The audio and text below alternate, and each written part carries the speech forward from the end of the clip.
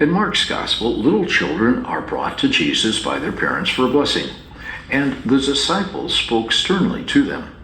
Jesus' response was, "Let the little children come to me. Do not stop them." Mark 10:13 through 14. Some scholars tell us that "come to me" was often used as an expression for baptism.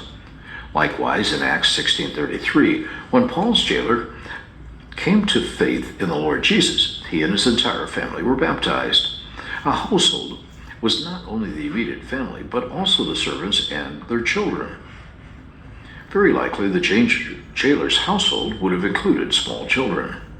On the more definite side, though, as early as the 2nd century, for what was probably the first time in patristic writings, Irenaeus mentions that because Christ came to save us, through him all are born again to God, infants, children, boys and youth, and old men.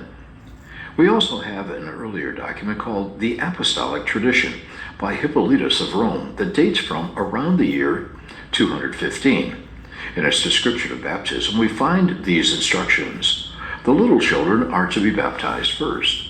If they can make an answer for themselves, they should do so. If not, their parents or some family member should answer for them.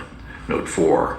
Hippolytus of Rome, Apostolic Tradition, Part 3, cited by Johannes Kasten, Patrology, Volume 2, Utrecht, Antwerp, Spectrum Publishers, 1977, page 191.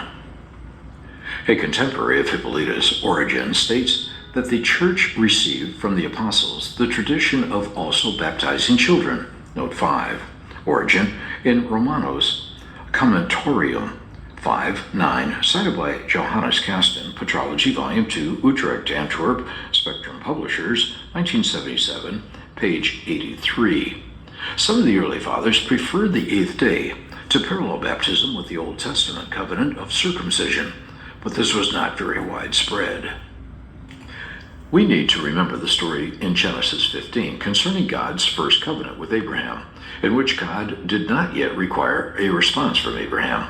If we look on the grace of God as truly a free gift, we can understand that God's gift of grace always precedes our response.